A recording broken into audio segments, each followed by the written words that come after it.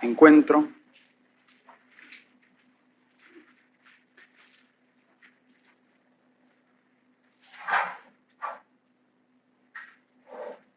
No hemos hablado nada previamente con el hermano Earl, pero me estoy gozando tanto el ver cómo el Señor nos está llevando. Amén. Esta es una armonía y una unidad que el Espíritu Santo hace. Amén. Pareciera que estamos, bueno, como el Señor quiere, ¿no? Amén. Gloria a Dios. Vamos a continuar con Pedro esta mañana. Ayer señalamos que la solidez de la iglesia primitiva se debía en gran parte a un liderazgo formado por hombres maduros. Me llama la atención ver que llegamos hasta el final de los evangelios con hombres tan inmaduros, con tantas contradicciones, tanto subjetivismo en ellos, tantas discusiones, ambiciones personales.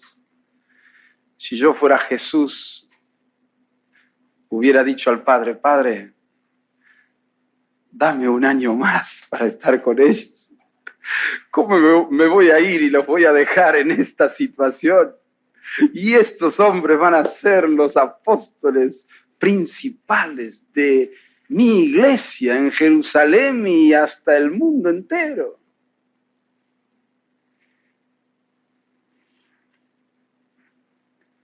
Pero me bendice la fe de Jesús.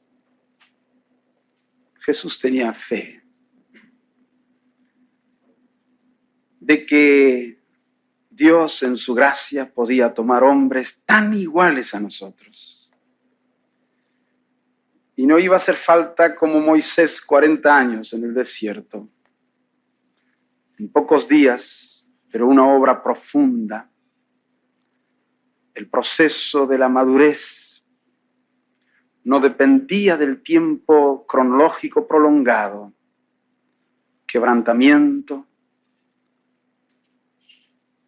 perdiendo la autoconfianza, negándose a sí mismo, siendo el subjetivismo, restableciéndose la motivación correcta, que es el amor. ¿Me amas? Entonces, si me amas, olvídate ahora de ti mismo, si sirves, si no sirves, si quieres, si no quieres, si te gusta, si te conviene, si te sientes capaz, si te sientes incapaz. Ahora vuélvete objetivo, Pedro. Si me amas, cuida mis ovejas. No mires para adentro, ahora mira para afuera. Cuida mis ovejas, cumple la misión que te encargo. Jesús tenía fe de que el Espíritu Santo, desde adentro, iba a consolidar en ellos una correcta actitud, los iba a hacer hombres objetivos y maduros, que la presencia del Espíritu, llenando sus corazones, iba a cambiar las cosas. Pero estos tres elementos tienen que ir juntos para que el proceso de maduración se realice. Quebrantamiento, motivación correcta y llenura del Espíritu. Porque hay muchos que están llenos del Espíritu, pero no tienen motivación correcta. Y entonces no maduran. Están pensando más en sí mismos, en su realización, en su ambición personal, en su conveniencia. Y ahora con el poder del Espíritu, más éxito va a tener su ministerio.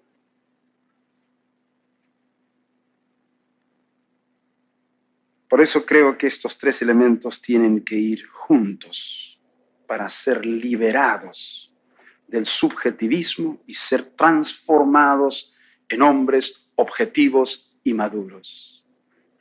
¿Y no ven ustedes cómo a partir de ese momento Cristo los levanta a los discípulos, Pedro se ubica en su lugar, espera el Espíritu Santo y a partir de Hechos capítulo 2 no vemos más conflictos, no vemos más rivalidad. Ni está Cristo entre ellos y no discuten más quién va a ser el mayor, quién va a ser... No, pero vos ya predicaste, ahora me toca a mí. Pedro, ¿qué estás haciendo? Siempre estás predicando tú. ¿Y quién? ¿Por qué? Y vamos a hacerlo democráticamente, una vez cada uno, así todos. Ahora son hombres objetivos. Esto me anima. El ver que es posible, que ellos eran igual que nosotros. Pero surgió un liderazgo maduro de hombres objetivos que no estaban mirándose a sí mismos, sino estaban mirando que se alcancen los objetivos del Señor. Que Dios sea glorificado, que la gente se convierta. ¿Quién lo hace? ¿A quién usa? Es secundario, no importa. A quien Dios haya dado más dones o el mejor dono, según el don, según el momento. Gloria al Señor. Así que vamos a mirar un poco hoy a Pedro en esta segunda fase de un hombre maduro y objetivo. Mañana quiero hablar sobre Bernabé, un hombre que me ha inspirado mucho, me ha bendecido. Creo que hoy necesitamos muchos hombres como Bernabé, pero eso mañana.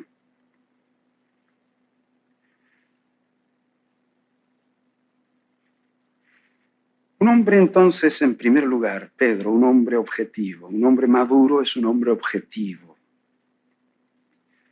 Su objetivo ahora es ser testigo de Cristo. No le importa otra cosa. Y este hombre que antes, haciendo cálculos, con inestabilidad emocional, temiendo que él pudiera correr la misma suerte que Jesús, niega al Señor, maldice, jura que no conoce a Cristo. Ahora de repente lo vemos en Hechos capítulo 2. Se pone en pie. Vamos a abrir la Biblia en Hechos 2. Se pone en pie junto con los 11 y habla con una autoridad. ¿Qué ha pasado? En el versículo 23 le dice a los miles de judíos que están allí, a este, entregado por el determinado consejo y anticipado conocimiento de Dios, prendisteis y matasteis por mano de inicuos crucificándole. Oh, está diciendo a ellos en la cara. ¿Qué pasó? Y dice en el versículo 36, 2:36, sepa pues ciertísimamente toda la casa de Israel que a este Jesús a quien vosotros crucificasteis, Dios le ha hecho Señor y Cristo. ¿Cómo puede cambiar? Que ahora a Pedro no le importaba nada. No le importaba a sí mismo. No le importaba morir. Este que antes cuidaba porque miraba para adentro, era subjetivo, ahora era objetivo, proclamaba a Cristo con valor, con coraje, con denuedo. No le importaba si le convenía, si corría riesgos, no era un calculador, era objetivo, se olvidó de sí mismo. Cuando lo pusieron en la cárcel, capítulo 4, versículo 3, le echaron mano y lo pusieron en la cárcel hasta el día siguiente. Versículo 5 dice, aconteció que al día siguiente que se reunieron en Jerusalén los gobernantes, los ancianos y los escribas. Ahora está seria la cosa. Y el sumo sacerdote, Anás y Caifás, ¿se acuerdan de Anás y Caifás? Estos son los que maniobraron para que Cristo fuera crucificado. Y Juan y Alejandro y todos los que eran de la familia de los sumos sacerdotes. Y poniéndoles en medio les preguntaron, ¿con qué potestad o en qué nombre habéis hecho vosotros esto? Entonces Pedro, lleno del Espíritu Santo, les dijo, gobernantes del pueblo y ancianos de Israel. Y les habla con autoridad. ¿Sabe qué les dice? Versículo 10. Sea notorio a todos vosotros y a todo el pueblo de Israel que en el nombre de Jesucristo de Nazaret, a quien vosotros crucificasteis, ¿a quién le dice? A Anás, a Caifás. Dios resucitó de los muertos, por él este hombre está en vuestra presencia sano, y este Jesús es la piedra reprobada por vosotros, los edificadores, la cual ha venido a ser cabeza del ángulo. ¡Ay, aleluya! ¿De dónde este valor? Oh, hermanos, para servir al Señor, tenemos que ser hombres objetivos, olvidarnos de nosotros mismos, olvidar la suerte nuestra, si nos conviene, si corremos riesgos. Lo que importa es ser testigos de Jesucristo y que su nombre sea conocido. Qué autoridad, qué libertad, qué unción fluyen cuando uno está libre de sí mismo, mirando solo la gloria del Señor. Pedro se negó a sí mismo, tomó la cruz y ahora estaba siguiendo los pasos de Jesús. Pedro sabía, lo tenía claro, que este testimonio, esta declaración, era muy probable que en unos días a él también lo crucificaran, porque eso es lo que pasó con Jesús. No le importó.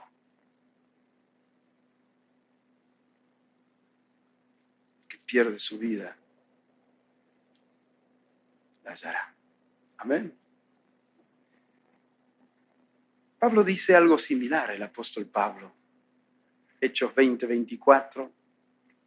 Él dice más, de ninguna cosa hago caso, ni estimo mi vida preciosa para mí mismo, con tal que acabe mi carrera y el ministerio que recibí del Señor Jesús. ¡Qué testimonio! Ahí vemos en Pablo otro hombre objetivo. De ninguna cosa hago caso, no me importa nada, no tengo ningún interés, ni estimo mi vida preciosa para mí mismo. Era un hombre objetivo. Tengo que cumplir mi ministerio. El Señor me encomendó algo, tengo que correr la carrera. Y ahí iba, haciendo lo que el Señor quería. Aleluya.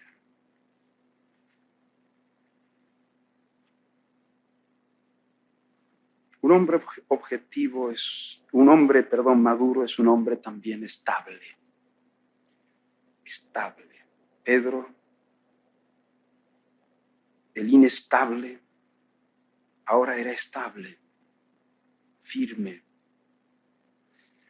Ayer decíamos por la mañana que un síntoma de inmadurez es ser niños fluctuantes. Estamos siempre que sí, que no, que arriba y abajo, llevado por aquí, por allá. Ahora vemos a Pedro, un hombre estable. Gálatas 2:9, Pablo declara de Pedro y de algunos otros. Gálatas 2:9. Dice Pablo, y reconociendo la gracia que me había sido dada, Jacobo, Cefas, que es Pedro, y Juan, dados como columnas, nos dieron a mí y a Bernabé la diestra en señal de compañerismo para que nosotros fuésemos a los gentiles y ellos a la circuncisión. Columnas. Había en la iglesia columnas. En el edificio tiene que haber columnas para poder ser sostenido, para que haya estabilidad. Estas columnas son los hombres, los líderes, hombres estables, firmes, maduros. Pedro ahora era una columna. Un hombre maduro es un hombre estable en sus convicciones, en sus emociones, en sus proyectos, en su ministerio.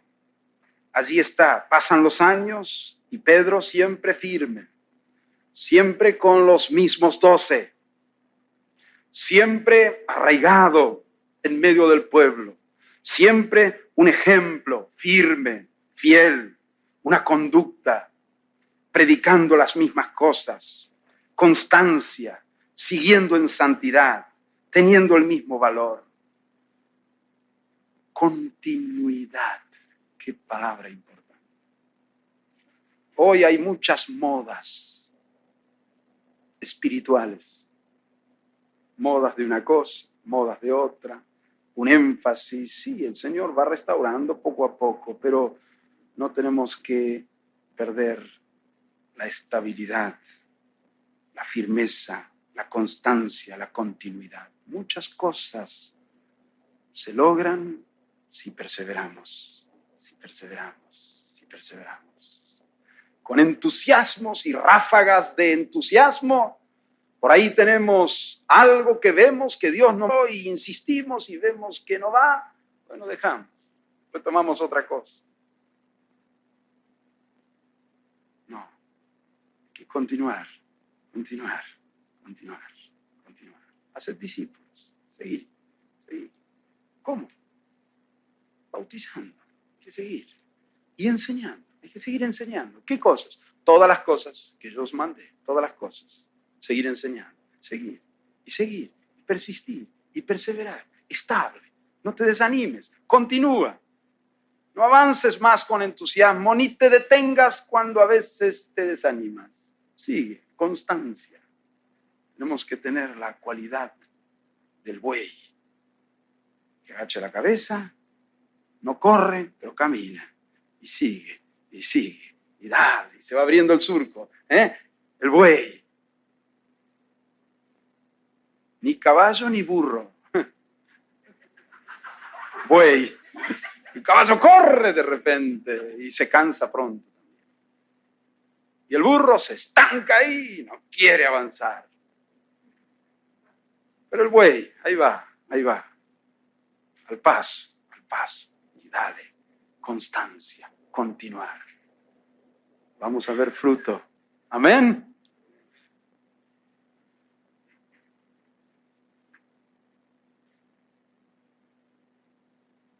Segunda Pedro, capítulo 1. Segunda Pedro, ya Pedro anciano.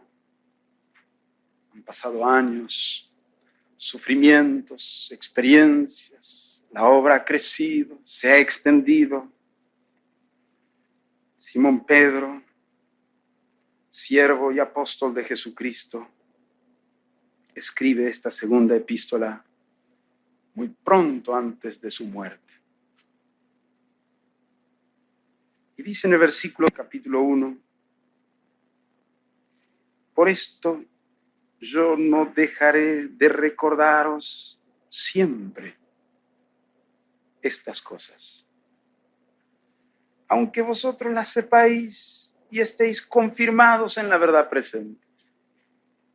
Pues tengo por justo, en tanto que estoy en el cuerpo, el despertaros con amonestación, sabiendo que en breve debo abandonar el cuerpo como nuestro Señor Jesucristo me ha declarado.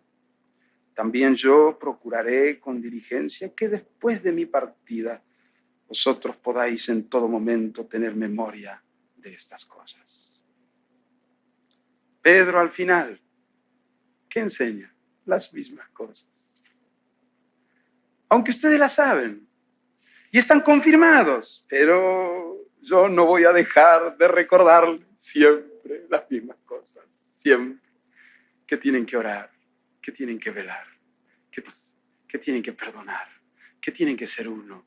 Siempre les voy a enseñar las mismas cosas, que agreguen a la fe virtud, y a la virtud conocimiento, y al conocimiento dominio propio, y al dominio propio paciencia, y a la paciencia piedad, y a la piedad amor fraternal, y al amor fraternal amor.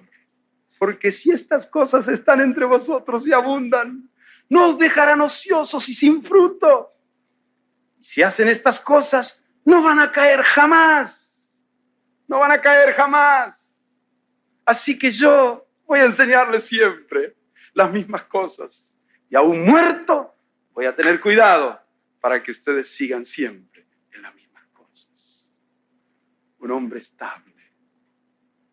Él no estaba preocupado por su fama, predicador de novedades, un nuevo efecto espiritual y a ver qué otra revelación. No, ya está la revelación.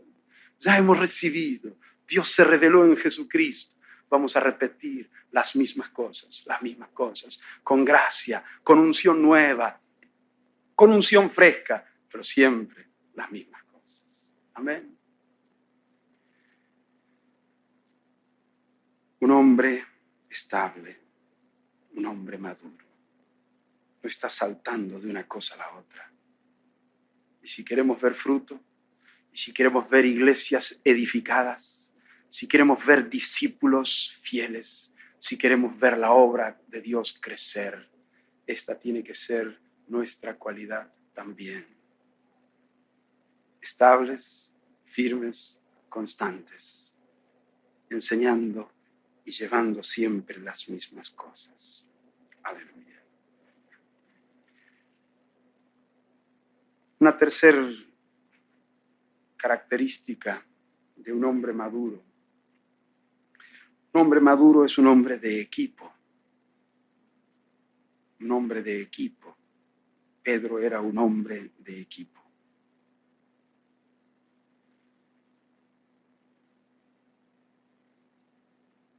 Eran 12, Pedro era uno de ellos. Estaba en un ministerio plural, no era un solitario, un llanero solitario. No era un independiente, no tenía su propia asociación evangelística o apostólica. Era un hombre del cuerpo, un hombre de equipo. Y como me gusta cuando dice en el capítulo 2, versículo 14, entonces Pedro poniéndose en pie con los 11.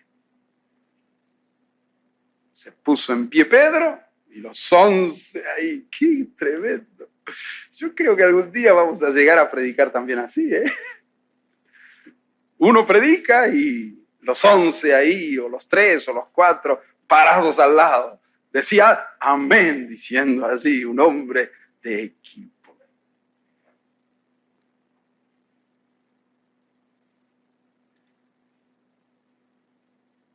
No solamente con los 11 le vemos funcionar en la predicación, en el gobierno de la iglesia, en la administración, traían el dinero a los pies de los apóstoles y ellos lo distribuían. Ministerio plural, da a la iglesia solidez. Yo creo que esto es un síntoma importante de madurez, el ver que necesito a los demás. Ayer él nos hablaba también hacia el final del mensaje sobre el equilibrio. Yo no me tengo confianza solo, no soy equilibrado. Pero me siento mejor cuando veo que estamos ministrando varios, Cristian y otros. Entonces digo, Señor, tú los equilibras. La pluralidad del equipo da equilibrio. En Buenos Aires somos unos cuantos y quizás ministerios diferentes en énfasis, personalidades diferentes, trasfondos diferentes, culturas diferentes. Pero cuánto apreciamos el equipo, lo que el hermano tiene, y menos mal que es diferente a mí, entonces hay más equilibrio.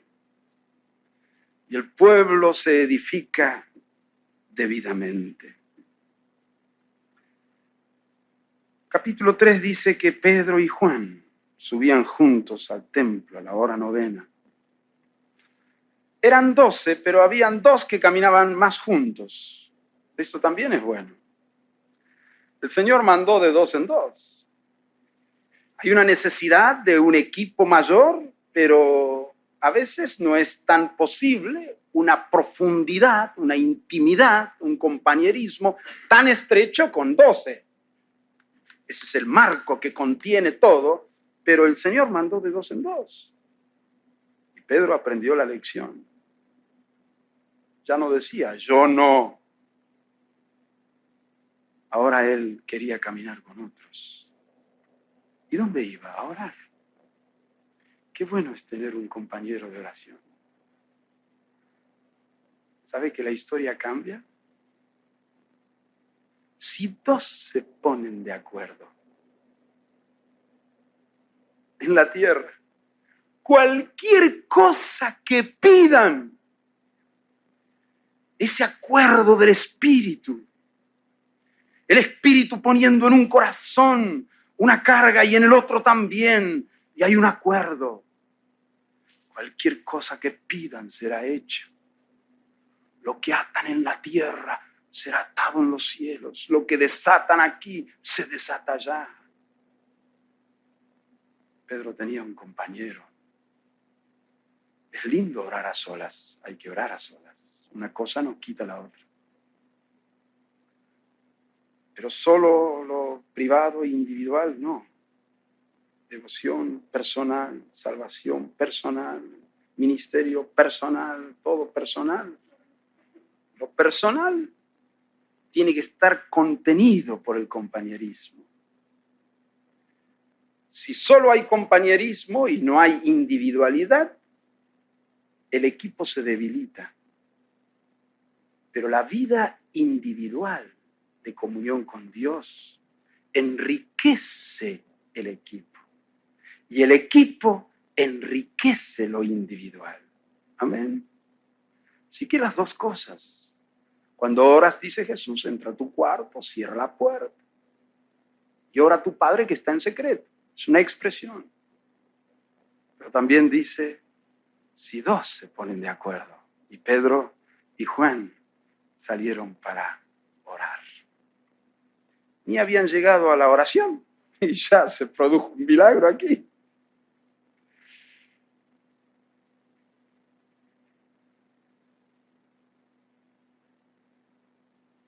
¿Quién sanó a este paralítico? ¿Pedro o Juan?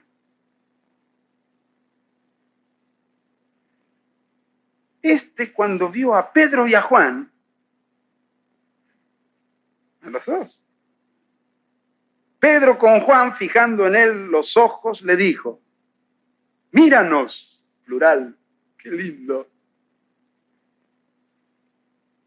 ¿Y ahora quién se lleva la gloria? Qué lindo es el equipo, la pluralidad. Que donde hay dos o tres reunidos en mi nombre, allí estoy yo en medio de ellos. En boca de dos o tres testigos conste toda palabra. Compañeros de obra también, no solo de oración. Fueron a la cárcel los dos juntos. Es bueno también, ¿no?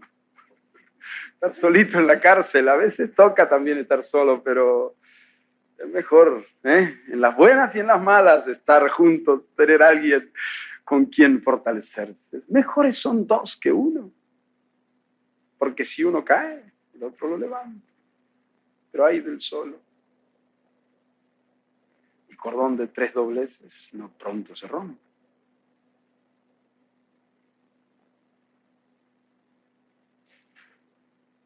Samaria recibe la palabra a través del ministerio de Felipe. Y mandan allí, ¿a quién? A Pedro y Juan. Qué bueno. No quiere decir que nunca iba a ningún lugar solo, pero era un hombre de equipo. Aún estando solo, él tenía esa conciencia de una pertenencia, de una sujeción a unos cuantos.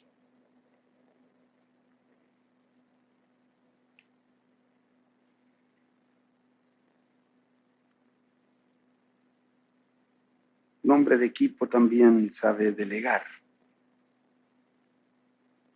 No tiene que hacerlo todo. Hubo murmuración, como se dijo ayer, las mujeres, las viudas de los griegos, Y ellos no se levantaron a dar un gran mensaje contra la murmuración, para frenar, ¿eh? Eso hubieran hecho si fueran subjetivos. Ellos miraron objetivamente. Hay medidas que hay que tomar coyunturales en la obra y hay medidas estructurales. Las medidas coyunturales tienen un carácter más inmediatista, pero a veces no se solucionan los problemas en su raíz, en su base. Aquí había una sobrecarga.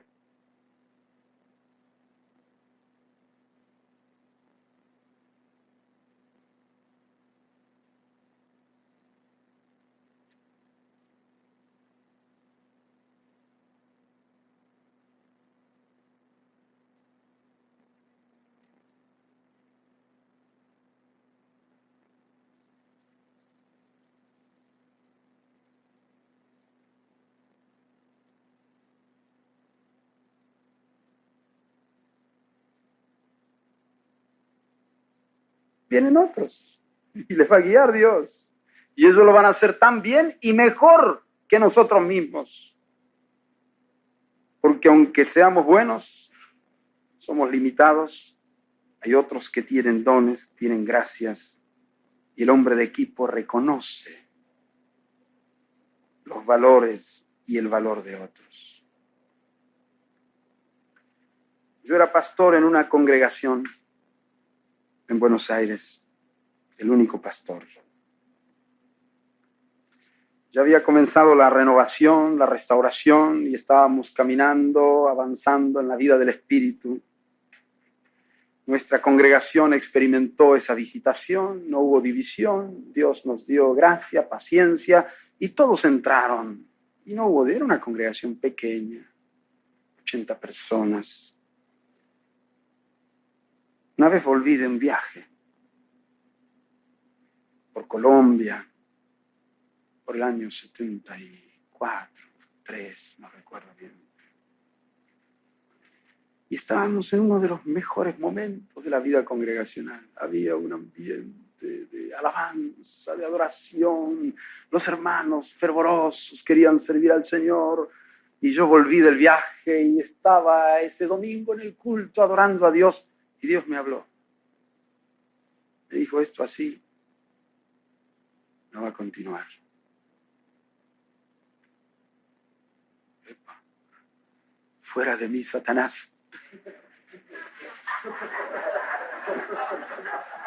No era Dios.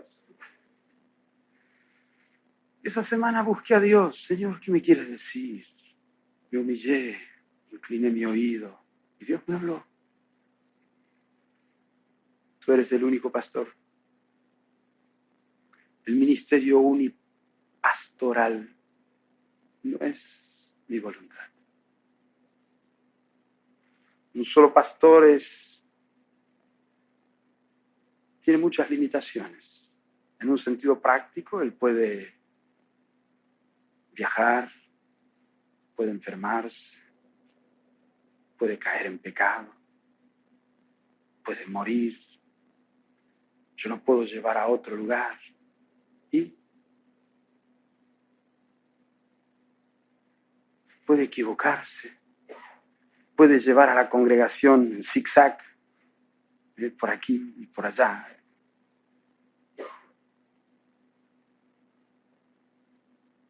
Y en el mejor de los casos, nunca tiene toda la gracia, todo el ministerio, todos los dones. Entonces la congregación va a crecer en forma limitada. Amén, Señor. No podía inventar otros pastores. ¿Qué iba a hacer? Dios lo tiene que hacer. A veces uno escucha a Dios y después quiere uno mismo hacerlo. Dios habla para que estemos atentos a lo que Él va a hacer. Amén. Así que fui a la reunión de pastores. Estaba allí Swindoll, Benson, Ivan Baker, Ángel Negro, Erickson, Vigilante, muchos pastores en Buenos Aires que ustedes conocen algunos. Estábamos muy unidos en un sentido, pero en última instancia yo era pastor de una congregación, Ivan Baker de otra, Swindoll de otra, Ángel Negro de otra, Benson de otra, Y así cada uno era pastor de su congregación. Y recuerdo esa mañana, un miércoles, le dije, hermanos, si me permiten, quiero decir algo. Dios me habló y yo quiero estar libre. Y conté lo que conté recién ahora. Y terminé diciendo así que yo estoy dispuesto a unir mi ministerio pastoral con cualquiera de ustedes que el Señor le ponga en el corazón lo mismo. Estoy dispuesto a ser copastor, ser diácono o ser pastor igualmente, no me importa, pero yo no quiero, yo ya hoy me siento que he dado el paso que Dios quiere y no dije más nada. Claro, dos no se pueden casar si uno no quiere. Así que la chica tiene que decir que sí también. Yo ya me declaré.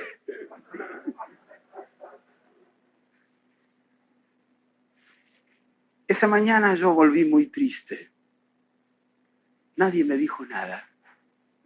Ni dijo amén, qué bien, o vamos a orar, vamos a esperar, o nadie dijo nada. Siguieron con la reunión, con el tema, como si yo no hubiera dicho nada. Gracias, Señor. Pasó una semana, 2, 3, un mes, 2. Nadie me habló de esa mención. Le dije, Señor, yo no voy a decir nada. Yo estoy dispuesto, ya lo dije.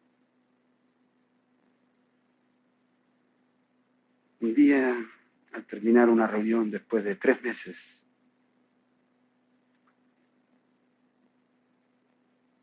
Iván Baker vino a hablarme. Dijo, Jorge, dice, tengo que hablar contigo, ¿sí? ¿Te acuerdas? Hace 3 meses tú dijiste tal y tal cosa. Sí, sí, me acuerdo. ¿Sabes que Dios me está hablando lo mismo? Yo estaba un poco contento y un poco preocupado.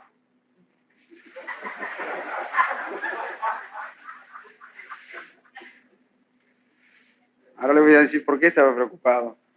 Iván me dice, vamos a hablar. ¿Cómo no? Mira, yo creo en la unidad, yo creo que Dios quiere unir, pero quiero serte sincero, abrir mi corazón. ¿Cómo no? Dice, yo te tengo miedo.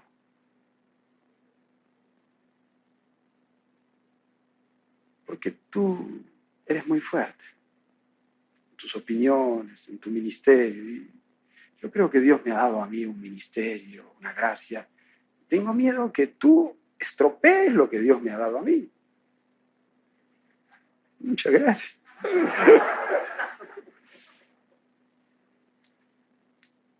Yo le dije, bueno, yo también voy a ser sincero.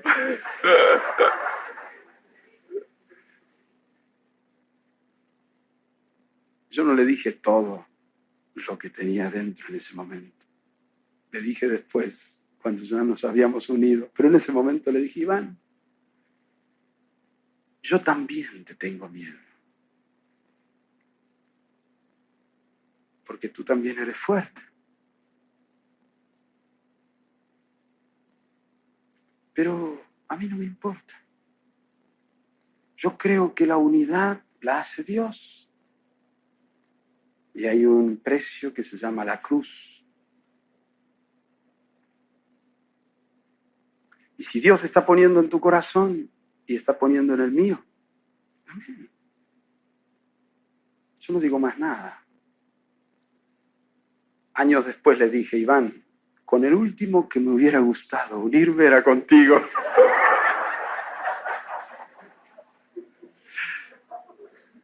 Yo quería un hombre más afín a mi estilo, a mi énfasis. Pero Dios sabía que justamente lo que más necesitaba era el otro lado de las cosas.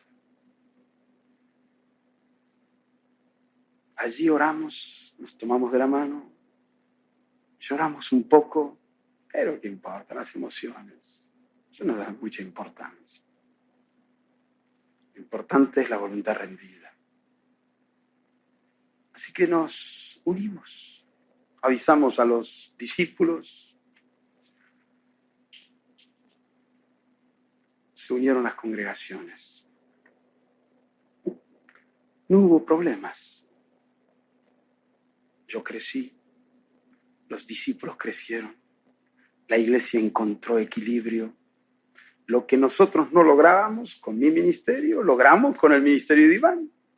Y lo que Iván no lograba con su ministerio, se logró con el mío y estábamos creciendo mejor.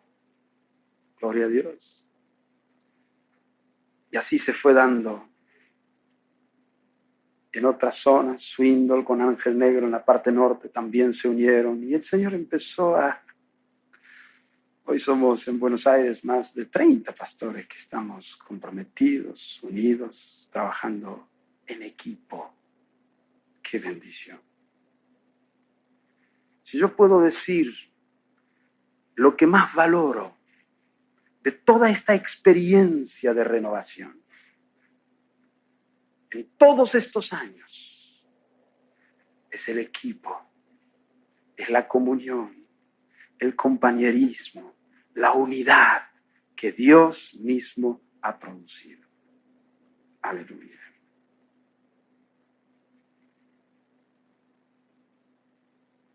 Hay algo más. Un hombre maduro es un hombre sujeto a otros. Podemos estar en equipo y a la vez ser independientes. ¿Cómo puede ser? Pero quiero mostrar este aspecto un poco más allá. Pedro era un hombre sujeto a otros.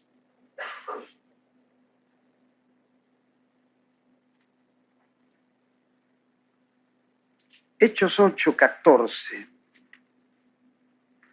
Dice, cuando los apóstoles que estaban en Jerusalén oyeron que Samaria había recibido la palabra de Dios, enviaron allá, ¿a quién?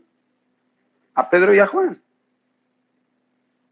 Pedro estaba sujeto a los 12 o a los 11 restantes. Juan también.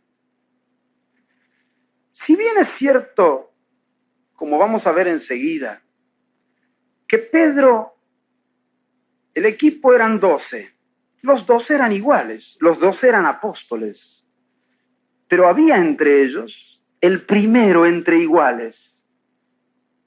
Me gusta esta expresión. El primero entre iguales. A ti te daré las llaves. Tú eres Pedro, etcétera, etcétera. Y le dice, a él 3 veces apacienta mis ovejas, mis corderos. Es decir, hay una inclinación. Alguien tiene que ser entre iguales el primero, llámele como quiera. No me gustan mucho los títulos muy jerárquicos porque eso deforma algo del equipo, pero hay un primero entre iguales. Por lo menos cuando son 12. Cuando son 2 o 3 pareciera que no hay tanta necesidad. Pedro y Juan, Bernabé y Pablo, Pablo y Bernabé. Pero cuando ya son 5, 6, 7, 8, alguien tiene que presidir. Sin embargo, no es el presidente, no es el mandamás. Él a su vez está sujeto al equipo. No es que Pedro decretó, tenemos que ir a Samaria. Los apóstoles enviaron a Pedro y a Juan. Qué bueno. Pedro estaba bajo la autoridad de los apóstoles. Ahora tenemos que entender bien la autoridad. Cuando vino la persecución, muchos fueron esparcidos, dice, salvo los apóstoles. Y capítulo 8, versículo 4, dice, pero los que fueron esparcidos iban por todas partes anunciando el evangelio. Qué bueno esto. La iglesia va a crecer por expansión espontánea más que por ninguna otra manera. Hay que dar libertad. Si ya la orden fue dada por Cristo. Vayan y prediquen a toda criatura y ahora una circunstancia como la persecución los empujó y fueron y donde iban predicaban. Entonces, en ese tren de expansión espontánea, Felipe, descendiendo a la ciudad de Samaria, les predicaba a Cristo. No dice que los apóstoles enviaron a Felipe, sino dice que Felipe fue. Hay un peligro en entender la sujeción muy rígidamente, porque eso va a frenar el crecimiento espontáneo de la iglesia. Tiene que haber libertad y sujeción. Felipe era un hombre sujeto. No es que entonces, como fue sin ser enviado, era un hombre insujeto o rebelde. No. Estaba dentro de lo que estaba pasando en ese momento y Felipe fue, Dios estaba con él. Entendamos el equilibrio entre libertad y sujeción. Libertad con sujeción. Noten ustedes que Felipe fue, Dios estaba con él. Y cuando llegan Pedro y Juan enviados por Jerusalén, ¿qué hace Felipe? Los recibe. Gloria a Dios. No me sujeto. Vienen Felipe y Juan para confirmar. Felipe no le dice, momento, esta obra me dio Dios a mí. Ahora que está todo lindo, vienen ustedes, ¿eh? No, es un hombre sujeto, Felipe. Da la bienvenida a ministerios mayores, imponen las manos, son llenos del Espíritu Santo. Sujeto, pero también con libertad. Podemos rigidizar la sujeción, la autoridad, al punto de que apaguemos la fe, apaguemos la libertad y la espontánea acción del Espíritu Santo. Tenemos que cuidarnos en eso. Pedro llega a la casa de Cornelio. Ustedes conocen la historia, lo voy a mencionar brevemente. Cornelio era un prosélito, un gentil convertido al judaísmo. Y ustedes saben cómo por revelación llegan y se encuentran. Pedro va a la casa de Cornelio, la casa llena de la familia, amigos, vecinos. Y Pedro, mientras cae el Espíritu Santo, son bautizados en el Espíritu, hablan en lenguas. Y Pedro dice, bueno, ¿y ahora puede alguien impedir el agua? Yo creo que Dios le ganó de mano a Pedro, porque me parece, como veo allí el relato, que si no hubiera sucedido así, Pedro no los hubiera bautizado. Entonces el Señor los bautizó, primera vez que gentiles. Bueno, si Dios les dio el Espíritu Santo como a nosotros, ¿quién puede impedir el agua? Así que los bautizó. ¿Para qué? Volvió a Jerusalén y se armó. Oyeron los apóstoles, capítulo 11, y los hermanos que estaban en Judea, que también los gentiles habían recibido la palabra de Dios. Y cuando Pedro subió a Jerusalén, disputaban con él los que eran de la circuncisión, diciendo, ¿por qué has entrado en casa de hombres incircuncisos y has comido con ellos?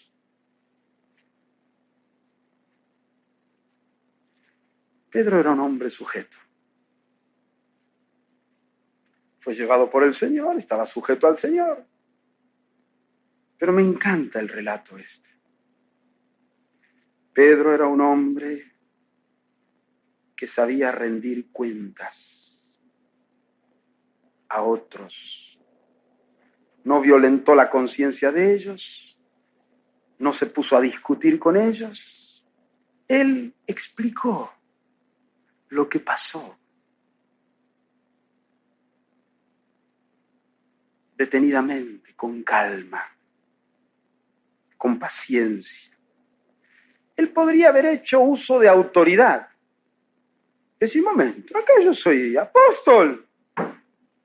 ¿Qué es esta insurrección? A ver, todos los que hablaron mal de mí y quieren discutir conmigo, van a ser disciplinados. Fuera. No era momento. Él estaba sujeto.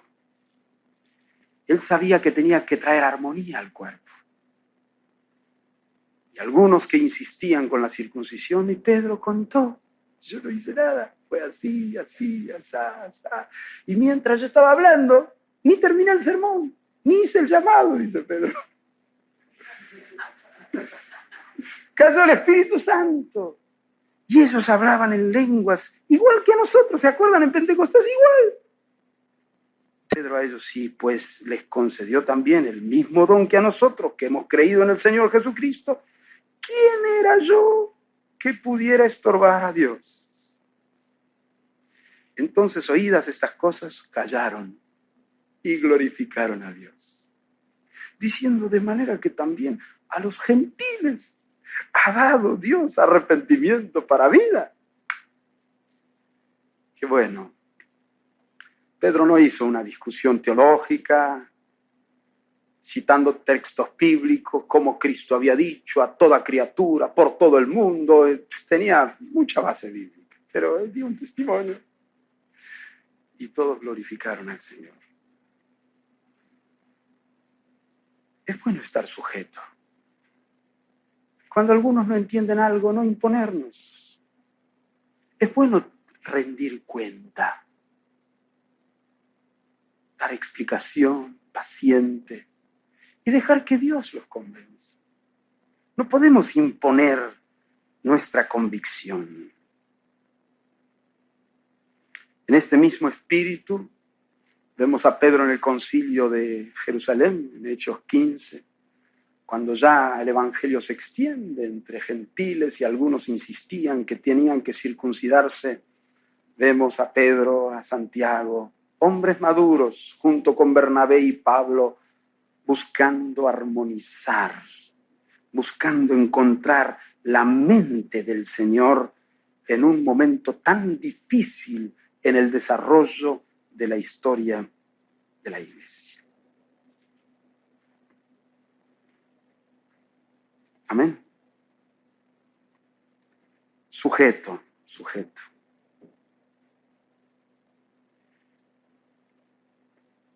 Un hombre maduro, quinta característica, es un hombre humilde. Un hombre humilde.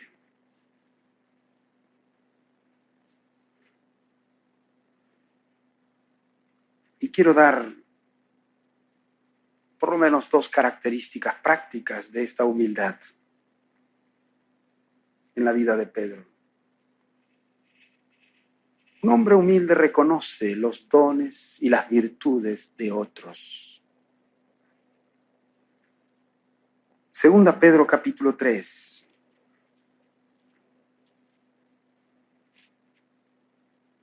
Versículos 15 y 16.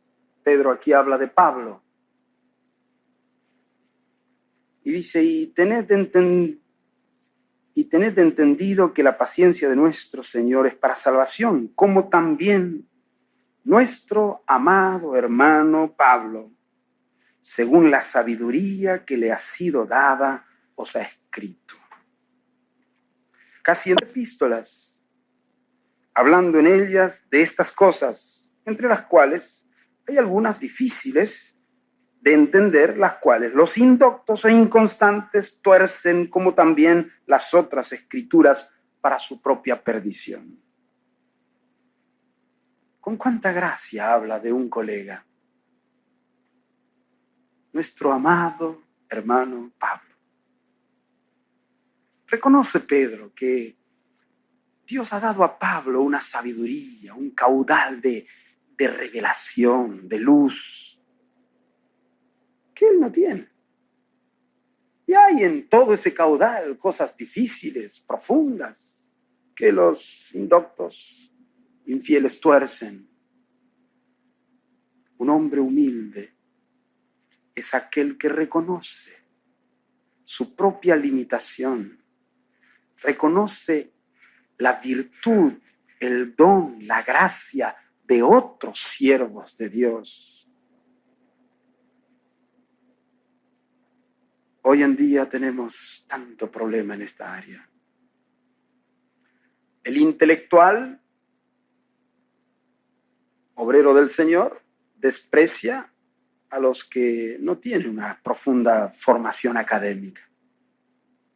A la vez, el que no tiene una formación académica desprecia a los que la tienen diciendo que son sabiduría humana, ¿verdad? Lo mismo, es el mismo orgullo, falta humildad. El que tiene un énfasis desprecia al que tiene otro énfasis y a su vez estos desprecian a los otros.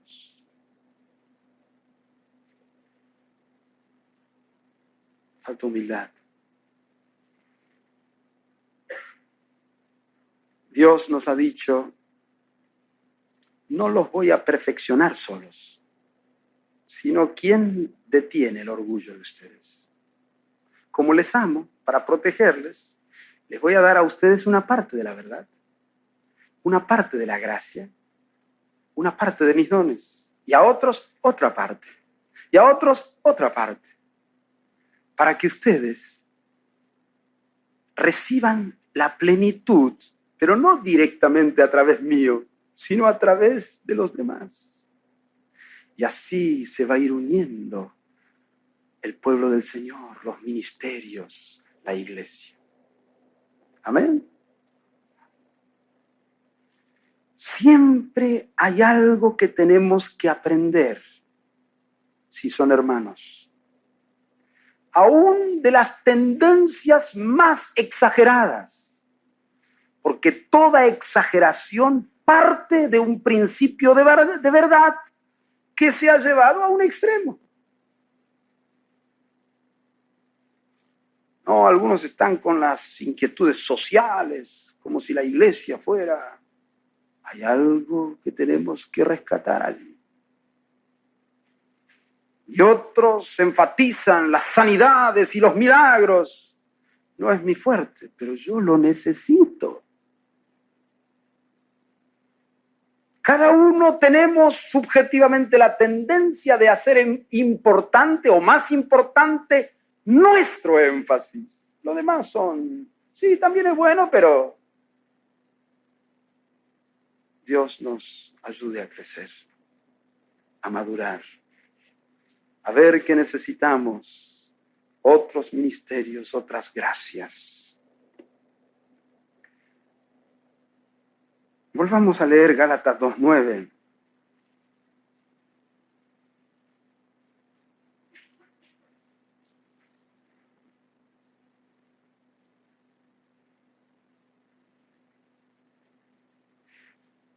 Leamos del versículo 7. Antes, por el contrario, como vieron que me había sido encomendado el evangelio de la circuncisión, como a Pedro el evangelio de la incircuncisión, como a Pedro el de la circuncisión, pues el que actuó en Pedro para el apostolado de la circuncisión, actuó también en mí para con los gentiles. Y reconociendo la gracia que me había sido dada, Jacobo, Cefas y Juan, que eran considerados como columnas, nos dieron a mí y a Bernabé la diestra en señal de compañerismo para que nosotros fuésemos a los gentiles y ellos a la circuncisión. Solamente nos pidieron que nos acordásemos de los pobres, lo cual también procuré con diligencia hacer. Qué hermoso.